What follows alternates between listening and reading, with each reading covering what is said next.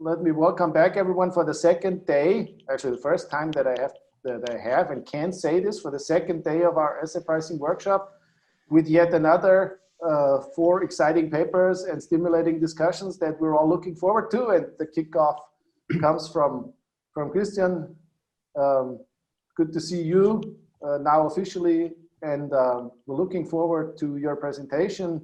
And I may say the team of authors almost sounds like Goethe friends and family in a sense, you know, and I hope that we can also have you, Christian, you know, for joint work in the future, but maybe we talk about that later. The floor is yours, 25 minutes.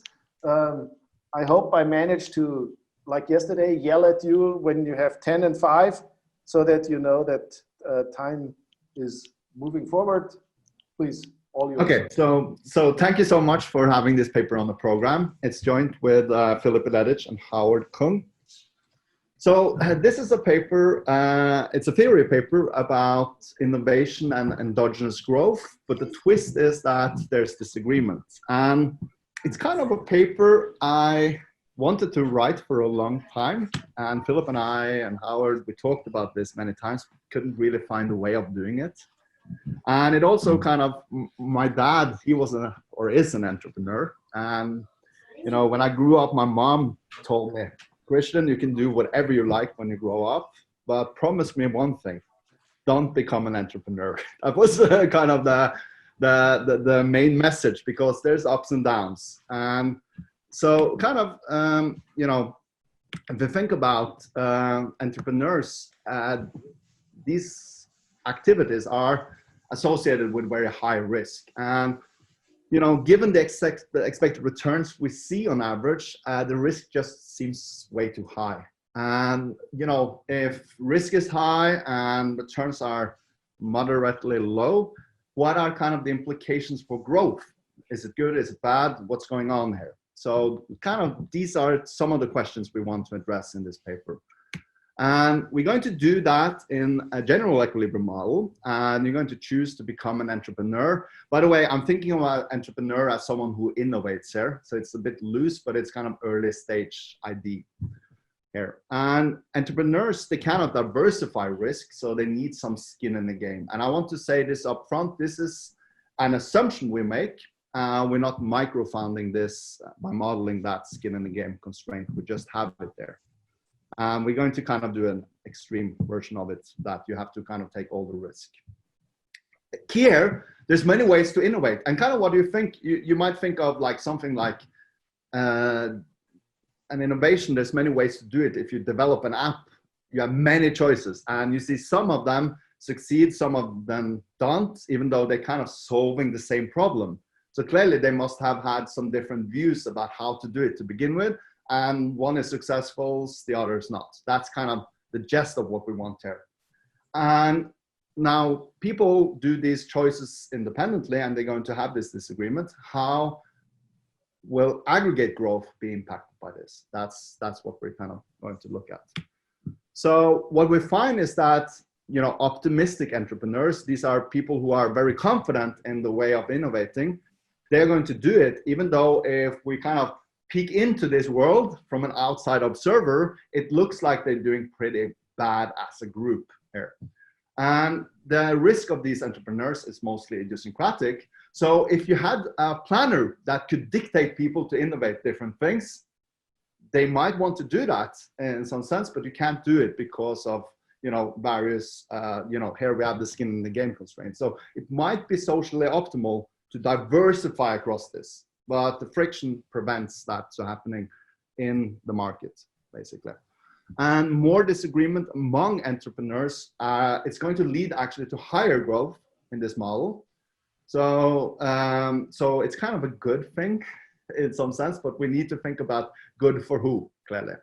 And it's going to lead to more inequality, because clearly those who are not successful lose a lot. Those who don't innovate do okay. And there's a couple of ones who potentially do really well. So it's going to lead to inequalities here. So, you know, it's clear not everyone agrees on, you know, various innovations. And we've seen that it's kind of in its nature. It's something new, something we haven't seen. So the data is pretty weak here,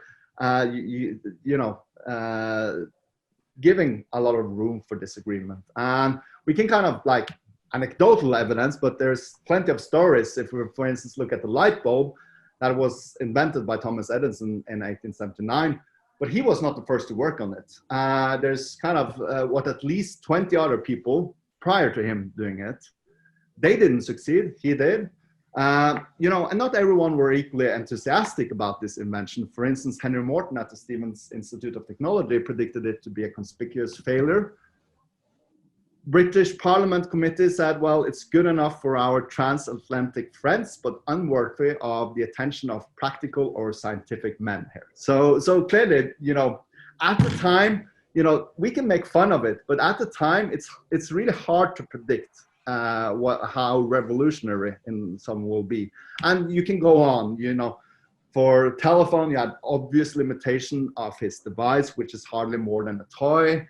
You have similar things for cars, that they will never be as important as bicycles, or like who would want a computer in their home. These are kind of all statements about these things that became very important innovations. So people disagree on the prospects of various innovation, and that's what we want to get at here. So, bunch of related literature. I'm just going to skip that. And the talk is going to start out with a model with exogenous growth to give you the benchmark. And then we're going to add one layer, which is this innovation part and disagreement. And then we're going to see how these things differ and try to give you some predictions of what's going to happen in such a world.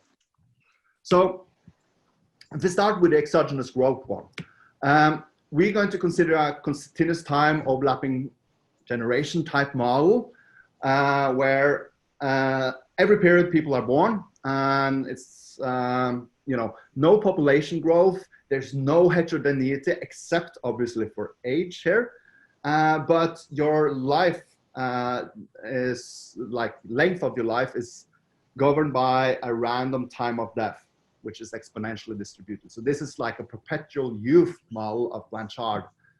Everyone has log utility, and that gives us a lot of mileage in terms of tractability. And we want to keep it simple here to kind of highlight the mechanism. So if we think about how the overlapping generations are really done here in this case, well, you have a unit mass of agents or investors, call them what they like, and the hazard rate, this is kind of the intensity of the likelihood of dying, governs the expected life here. We're assuming that there's a continuum of agents being born every period, and the mass is equal to the mass of people who are dying. So this is the law of large number playing in here, and obviously for tractability reasons. So this is effectively a simplified version of Blanchard, and more recently Giuliano and Panageos in the finance setting here. So endowments, people are come into this world and they get an endowment stream. They're just going to get something every period, and we're going to make it very simple. Everyone gets the same every period. That means that individual endowments is given the unit mass of people equal to aggregate endowments, and it's going to have an exponential growth, which is this mu y here. This is what we want to endogenize in the model later on. But now it's just a fixed constant and extremely simple. There's no aggregate uncertainty even here, so nothing really goes on. So if you solve this, well, we have log utility, by the way, and you can solve this given the budget constraint. There's really not any uncertainty except the random time of death, and we assume people can trade contracts to kind of hedge that, so annuities and insurance on that. So effectively, it only changes your time discount factor. And if you do that, you're going to see that in this specific setup, it boils down to what we recognize from a log utility economy with an infinitely lived agent and no uncertainty. Interest rates are just simply the time discount factor plus the growth, which is the intertemporal smoothing going on here. There's no precautionary savings.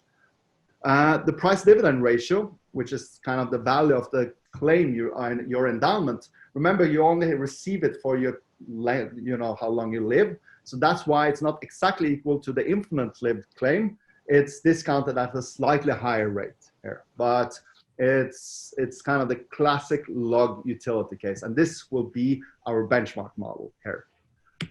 So let's move to the endogenous growth model, and this is where all the interesting things obviously will happen. So we build on the previous model. We just add one layer, and this is when you're born. You decide to become an entrepreneur or innovate. Might be successful or not, but you make that decision or not. And people have differences in beliefs here. You can add on a lot of stuff. We don't want to do that here now to really emphasize this particular mechanism, but we kind of played around with generalizing along many dimensions here, which we decided not to. The key, what's the risk an innovator face? Well, you know, they kind of, we're going to assume that there's a menu of choices. That's one interpretation, and there's M different ways of innovating. Now, you can also, we're going to link them to particular people types. So you can just think of it as, you know, I have one particular view of how things should be done. If you, for instance, want to, you know, start a pizza chain or something like that, I have one view of how to do that. And that would be one of those M different possibilities here. But only one of those are going to be successful. So again, we make it kind of stark. It's like winner takes it all. But again, easy to generalize. If you choose not to become an entrepreneur, what's going to happen is that your endowment is going to be fixed forever. No risk, no growth, no nothing. So you don't have any growth anymore in that case. But if you choose to innovate, you're going to basically do an investment that is proportional to your lifetime endowment stream. And it basically costs you 1 minus delta forever of your endowment here. And this is between 0 and 1. So an unsuccessful entrepreneur will, you know, he paid the costs, so now he only has delta left of his output, and he gets that forever. But a successful one will kind of get the big payoff, and A is then sufficiently high, so he will be at a higher level forever. Again, we make a strong assumption, but you can solve this for others, like here, but it kind of highlights the mechanism. Uncertainty is revealed immediately. So you make the decision and you know whether you were successful or not. You could drag it out in time and kind of let it evolve over time. That would change valuation ratios, but we're not doing that in this version here. So sorry for my poor handwriting here, but this is kind of illustrating the key thing. You choose to innovate or not. If you do not, you just keep your endowment stream forever and it doesn't change with time. This is someone born at time t. If you're successful, you get like, you pay the cost, but you get the amplification A here basically. And if you fail here, you just pay the costs. You're kind of back in the pool of everyone else and you're out. So we're going to assume that there's a continuum of agents in various dimensions here. First, we're going to kind of pair every like type of innovation, these M different choices, with a type. So, you know, you can view that as just the way they think about how to solve that particular innovation problem. But then there's another kind of dimension we're going to work with, and that's the degree of confidence, which is going to be closely linked to, you know, the disagreement here. So people will have different degree of confidence, and we model that to the parameter delta here, which is basically governing this probability of success here. So what is this delta and how does it link to the probability of success? Well, for an agent of type I with a delta I, the probability of success is just delta over M. So we know that only one out of these M different choices is successful. So without any information, I would kind of, like my best guess is 1 over M for success. But if my delta is higher than 1, my perceived probability of success is increasing. And as it approaches M, the probability goes to 1, clearly here. We're going to exclude that, but you can kind of push it towards 1. We're going to assume later on that people have there's a uniform distribution over different degrees of confidence here, where there's some upper level that is strictly less than M here. And if this delta bar is 1, everyone agrees, and they think each of these different ways of innovating are equally likely.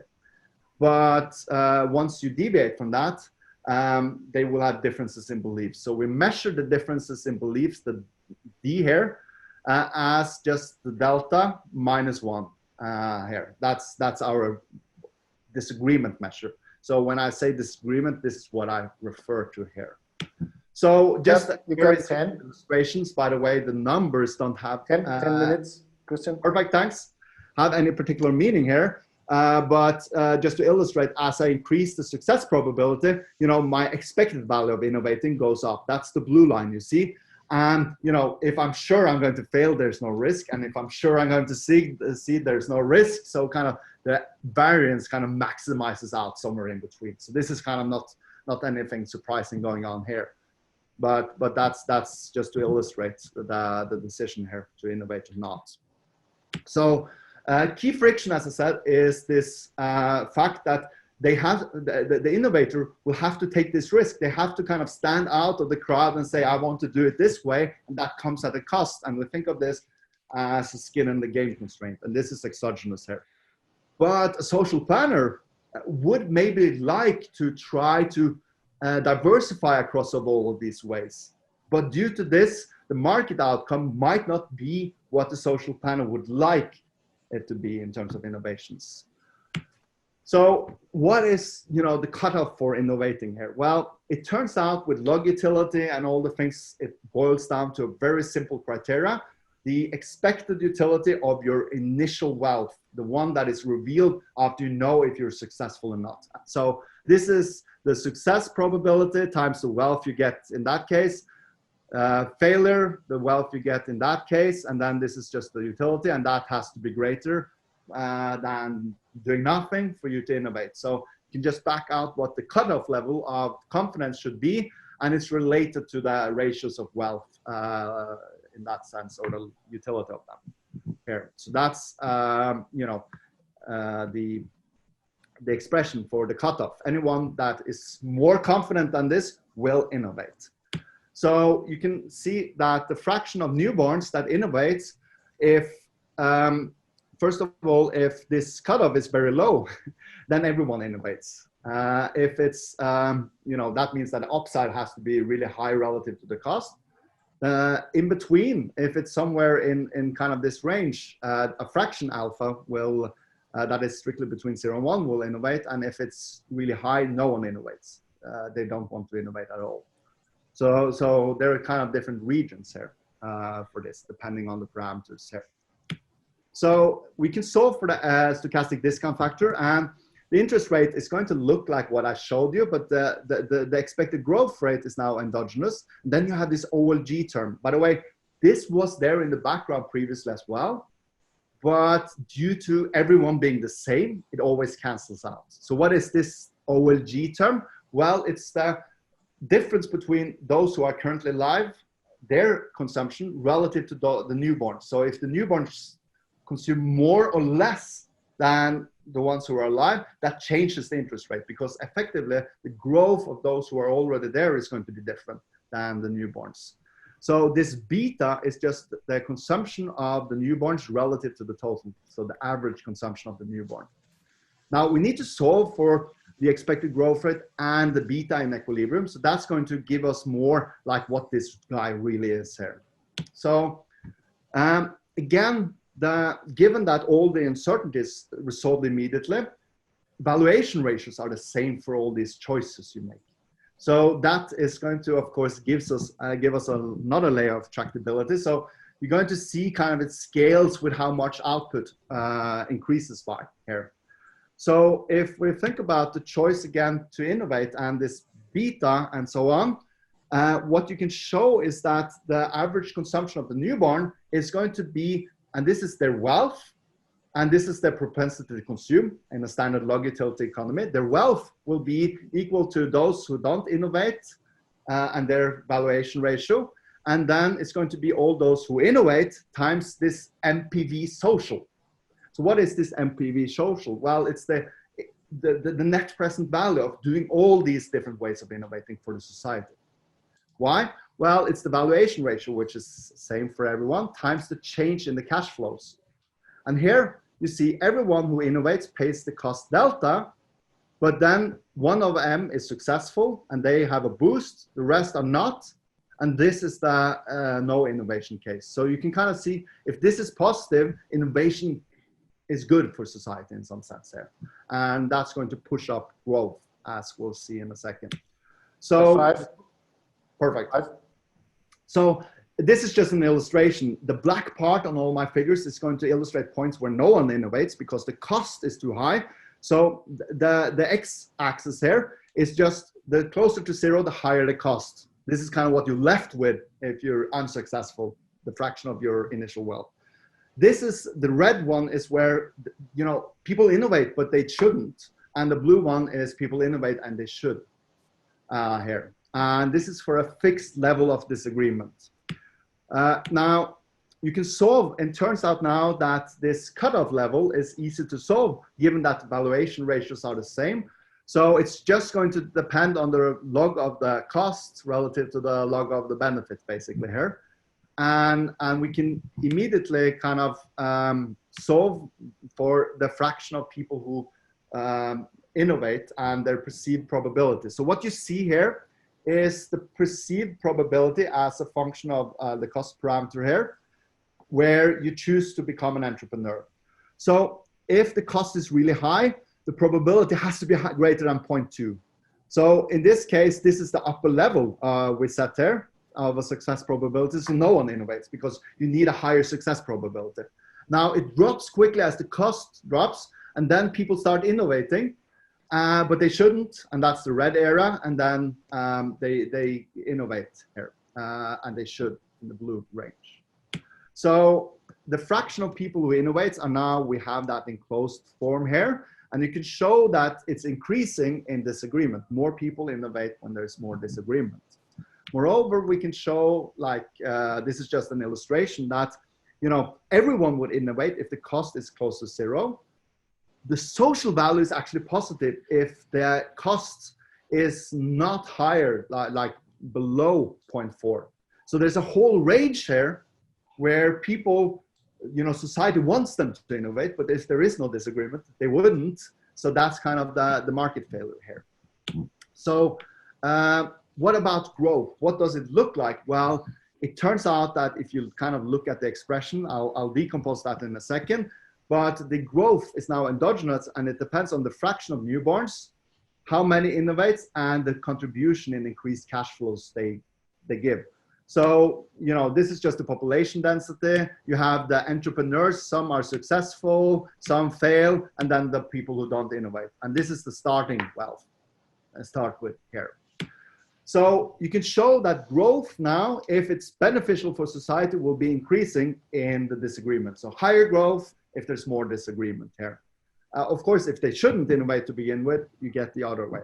So this is just a growth, which 2 minutes, perfect. Then it kind of drops because they shouldn't innovate, and then it increases as the cost lowers here. So now you get higher growth with lower cost here.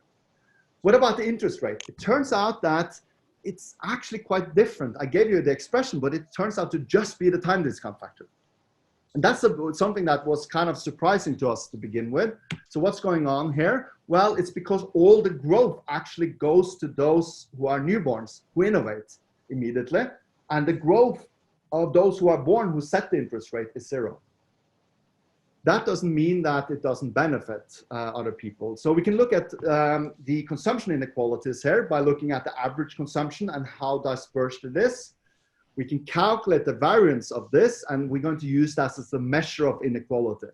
And again, this is going to be increasing in disagreement. So there's higher inequality, the more disagreement, but you also have higher growth in the economy as a more disagreement. And in fact, those who don't innovate, the generational growth from one generation to the next is given by the total growth in the economy. So it's actually those who don't innovate who participate in the growth from generation to generations.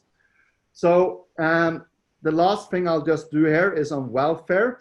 And we can show that, in fact, the innovators as a group, if you take the ex-post kind of utility, is negative in some sense. They're worse off by innovating as a group.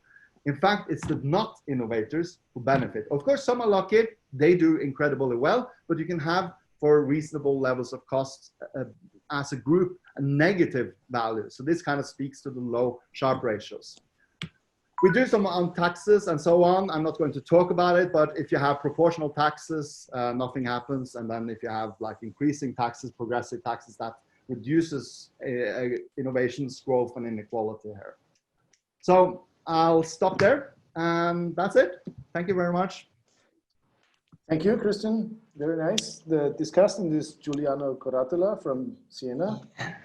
So, thanks for inviting me. Let me say first, this is the second time I discuss one of the Christian and Philipp paper, and it's nice experience because although the model is always quite complicated, but there is a lot of effort in explaining things very clearly. So this makes the life of the discussant very easy. So let me go to my comment. I will have a quick summary, not because I want to summarize the entire model, it was already described very well, but this is something I need for my discussion later on. So this is basically a model where there are agents who disagree about the likelihood of successful innovation, and they decide to invest, becoming an entrepreneur in this model. They do it provided that the perceived probability of success is bigger than an endogenous constant. And because their endowment can only increase if they invest, otherwise it stays constant, clearly the decision to invest or not affect economic growth. And because disagreement, of course, affect the decision of becoming or not an entrepreneur, then there is this endogenous and very nice link between disagreement and economic growth. And therefore, they are also in the position to analyze the effect of disagreement on other endogenous quantities like inequality or the risk-free rate.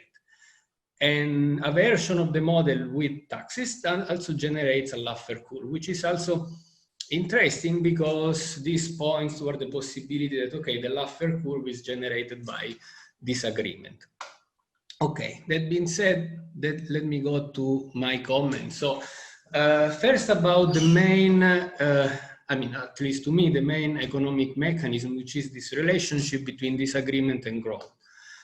In equilibrium, the growth rate of the endowment, I label it like GDP growth rate, as explained already, is given by the product of three quantities. Nu, which is the fraction of new boards, those who can potentially innovate. Alpha is the fraction of those who decide to innovate, and NCF is the change in cash flow. Okay, so clearly alpha could be zero if nobody decides to invest. So disagreement has a first already effect on this. And then the net cash flow basically determines the sign of the growth rate. If the net cash flow is positive, then disagreement generates positive economic growth. If it's negative, disagreement generates a negative growth, right? If I understand it correctly, basically this depends on this assumption that basically there are only optimistic agents, right? So there is a M way to innovate. So the objective probability, only one is successful. So the, let's say, objective probability of success is 1 over M. The perceived one is delta over M, but delta is bigger than 1 for all the agents. I think I understand the reason for this assumption. You think of entrepreneurs as optimistic guys. So this is why they are basically, they differ on the degree of optimism. But still, I guess it would be, if you could say something about, okay, does it change something to have somebody that underestimates the probability of success? And I also say this because there is a recent it's a working paper, okay, it's not yet published, that established a negative impact of business condition disagreement on aggregate investment. So I wonder how, I mean, these things, your result can, I don't know if it can change having somebody that underestimates the probability of disagreement. This will be my first comment. Second, because so far basically there is no empirical evidence. Okay, so I mean you have a lot of theoretical results about how this disagreement affect GDP growth rate, which is endogenous. I always like it to stress because I really like the mechanism between disagreement and growth rate. Then you have the implication for the interest rates and for inequality. So you say, okay, can we possibly test or at least provide a very quick and basic evidence about this mechanism? And the first question that comes to my mind is, okay, how do we measure disagreement in this case? I wanted to use the data on macro disagreement because this is what I have, the usual SPF about disagreement on GDP investment. But then I say, okay, maybe this is not the right candidate because your disagreement is about basically business condition, probability of having a successful investment. So at the beginning, I didn't know what to do. Then again, I was reading this paper of Gia. Basically, this it shows that the Philadelphia survey on business outlook are positively correlated with all the SP disagreement measure. And this business outlook survey is probably more in line with what you have in mind. So basically, it's a survey about future sales or in general future economic condition of the business condition. And in fact, the reason why they are positively correlated for me is intuitively, this is a time series of the disagreement on this business outlook survey. And it spikes in bad times. This is something that we usually observe also for disagreement on macro variable. And in fact, here there is a positive correlation with real GDP, disagreement, and industrial production. Okay, so I say, okay, why not? I have only this data. Why not trying to have a quick look? And then I simply plotted the GDP growth against disagreement on GDP. It seems to be positive. The correlation in your model is positive as long as the NCF is positive, right? And so it's consistent as long as NCF is positive. I did the same for disagreement about investment. That seems also probably among the variable on the survey of professional forecast is the one more in line with your results. And this is also points toward a positive correlation, okay? Then I say, let's look at the interest rates. I took the very short one, clearly because the effect on disagreement on term structure and so on, right? You studied already in your JFE paper, so we know it's a positive impact. This is the interbank rate, I guess. I took the very short one, and this is also positive. So altogether, it seems to me basically that your model will be consistent. This is a very tentative and very quick and raw way of basically looking at the correlation implied by your model. But since everything seems consistent, provided one assume that the NCF is positive, so that on average investment basically have a positive net cash flow, which makes sense, I mean, to me. So it's I like this result, so it's good. Okay, something more. There is a nice relationship between inequality, taxes, and growth. Okay, so you didn't talk much about this because of the time. I mean, whenever I see results about inequality in the paper, I like it because I think that this is something with an asset pricing paper and so on should be emphasized. And I try to go through the literature, and I find that there is basically a very mixed result. about the relationship between inequality and growth, for instance. Okay, there are some papers finding positive relationship, some papers finding a negative one. There is also a mixed evidence concerning the relationship between taxes and growth. Okay, but for me, the interesting question will be in this case, but then how does taxes affect growth through inequality? Because one can design taxes to reduce inequality, for instance. And there are new papers basically suggesting that it depends on whether the taxes reduce the inequality above or below the median income. So if you reduce inequality below, it increases growth, otherwise it decreases. So what do you have in your model? Basically, with a flat tax, nothing happens. Okay, so it's basically not that interesting. It was not that clear to me if this happens because of the flat tax or the equal redistribution afterward. So maybe some more words about this.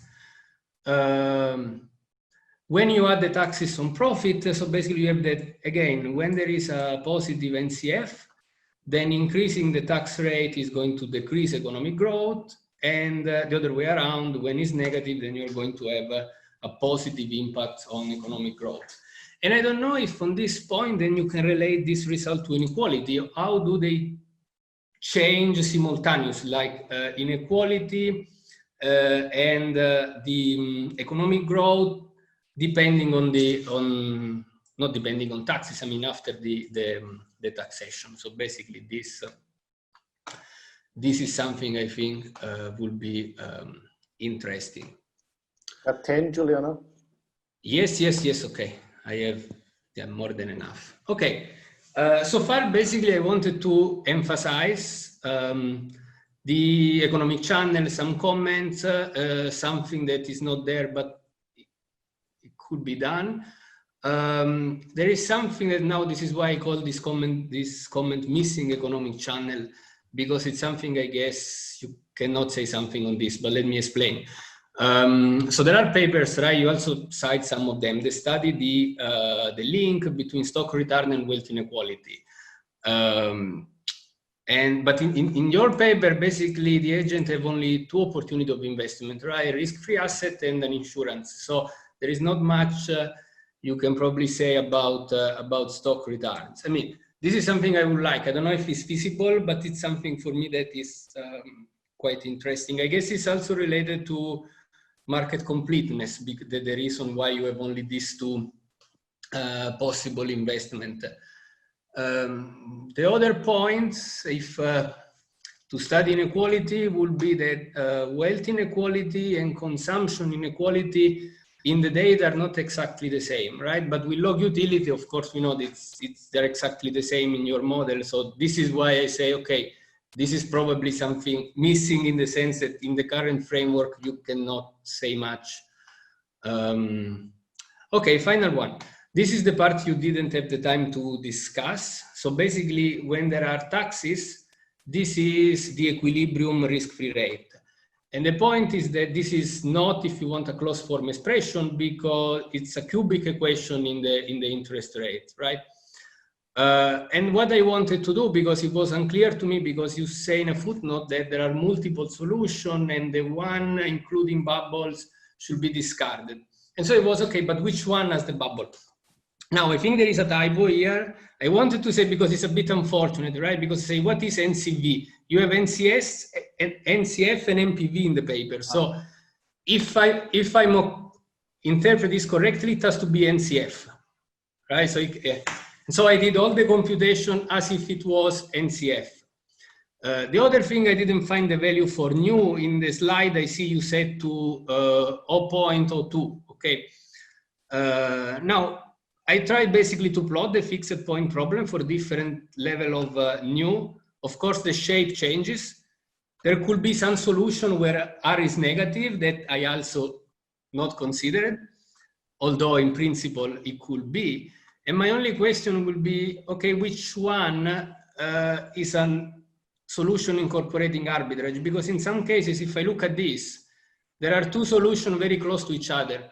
So or maybe I did some mistakes in this implementation. The only thing I'm saying that maybe to explain a little bit more what is the arbitrage problem with these interest rates, and also because there is a picture in the paper where you basically plot the interest rates, I think, as a function of the tax rate. Okay, so it would be nice to know, okay, if there are multiple solutions, if there are three, let's say, are there two implying an arbitrage and one not, and you pick that one, or which one you pick, basically. Okay, and basically that's all what I wanted to say. I really enjoy basically reading the paper, especially this endogenous mechanism between the disagreement and endogenous growth and the implication for inequality. I think it's something that the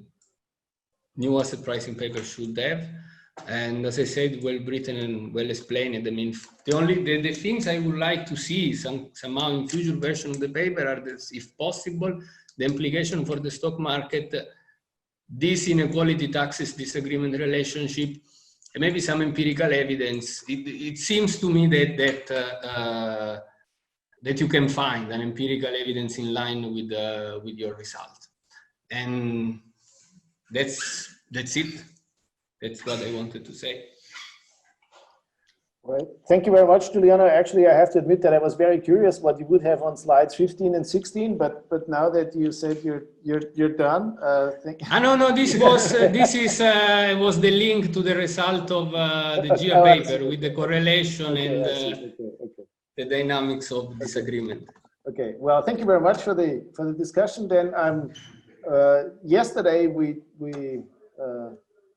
did it like that we gave the audience a chance to ask a few questions if there is interest. Other than that, we could give the authors, even in this case, a chance to reply to Giuliano's comments.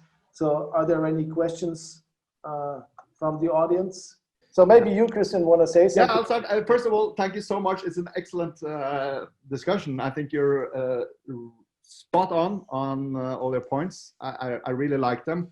I enjoyed we've been like, it's an early draft and we were kind of fumbling a bit on how to provide some empirical evidence. I think you really gave us a kickstart there. So I think that's excellent. You also point out a few things that kind of, I think the model now is basically static. There's nothing that like time variation and anything.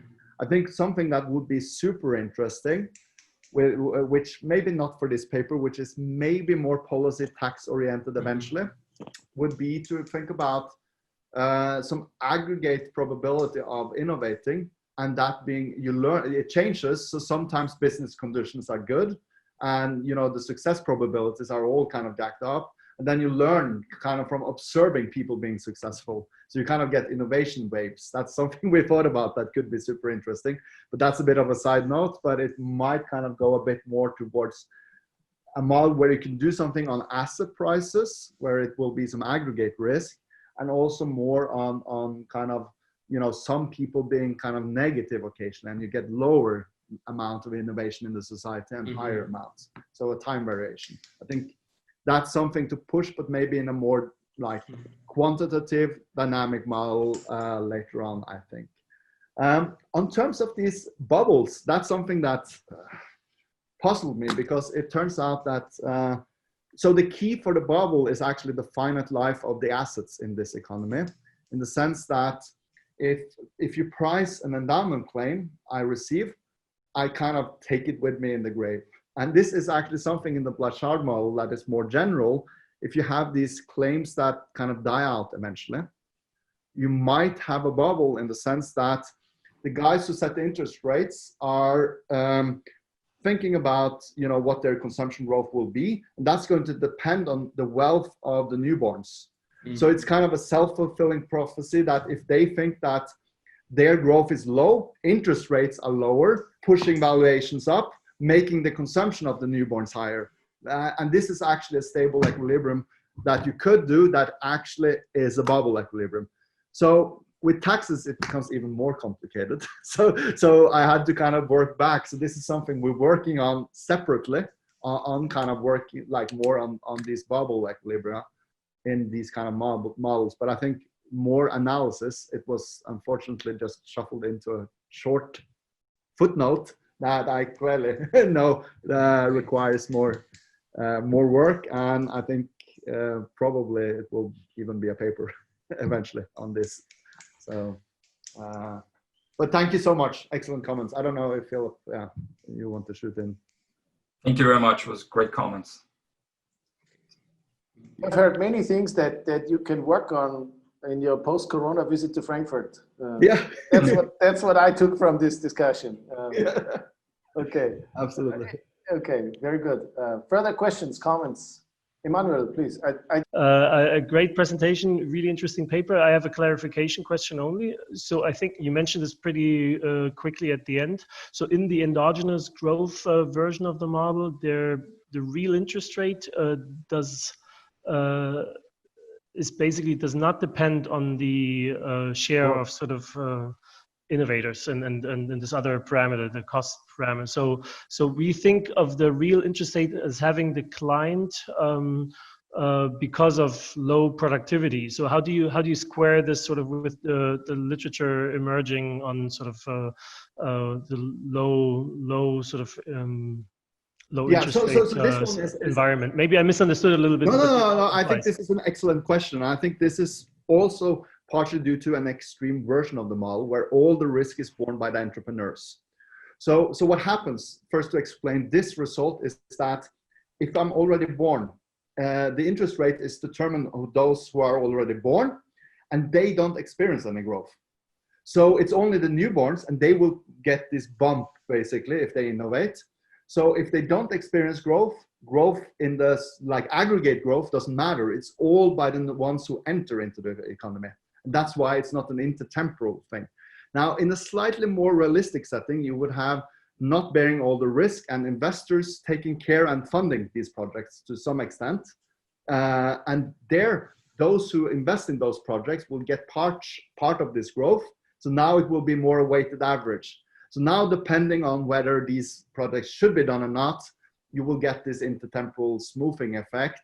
And to be consistent with data in that case would mean that the value of innovations have declined within the context of the model. But that is, of course, you don't have a precautionary savings motive here. So if risk gone up, that would have a similar effect. So we can't speak too much of it in this kind of a knife-edge version of the model, I would say. But for tractability, you do need the assumption that only the young can innovate? Or no. We can actually do this and we can work out a more realistic. It was more, okay. I think, you learn as you work with a model, and I think we can solve it in a more realistic. In fact, interestingly enough, if you have a flat tax, that effectively work as a diversification mechanism here, because, disregarding this kind of skin in the game constraints and why it's there to begin with, it basically takes the loss and the gains of this and smooths it out. So it's like a diversification if you have equal redistribution of this. And there it will be a weighted average of the one where innovators have all the growth and where you smooth it out. That depends on the tax rate. So now you get some kind of weighted average in that case. We got two more questions, one by Espen, one by Alexander Meyer-Gode, and I would like to start with Espen. Go ahead. On the sort of the mechanism and the interest rate. So what I think is sort of the key, because what I think is not possible is that productivity growth is actually changing real interest rate. Simply for the reason that if you think about a representative agent model, the supply of capital will be almost perfectly elastic. So then even if you have an upward sloping demand curve, then it's the supply side that will be setting. And that is what changes in, like here in an OLG setting, where you actually then get an elasticity also in the supply of capital. So I think this is sort of the key for understanding the results and sort of the mechanics. So it's not the productivity, but on the supply of capital and the OLG structure. That was mine. Perfect. Thanks, that's well. Okay. Alexander? Hi. Oh, yeah.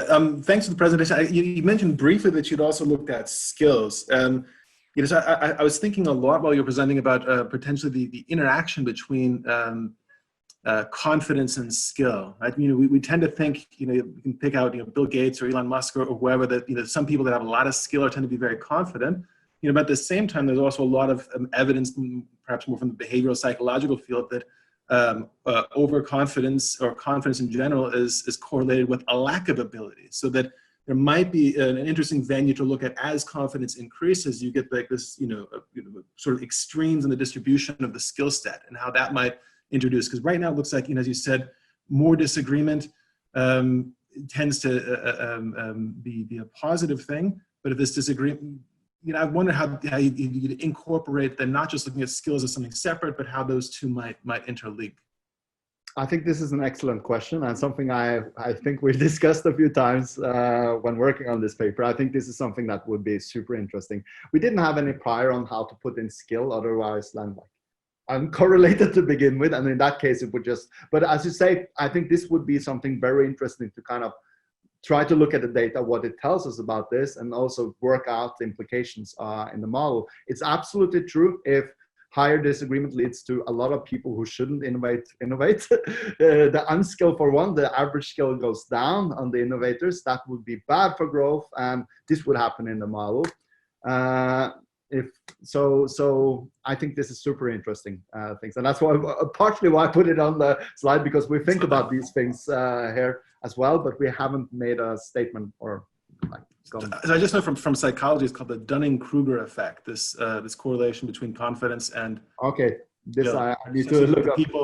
The people who are least able to do things are unable to recognize their incompetence, which is why they're so confident. Yeah. Okay. Thanks. That's a useful reference. Well, I think we'll get it done by 4. And so Jan has a few minutes to prepare his presentation. And I would suggest I see you all back for the beginning of the second part. Thank you very much so far.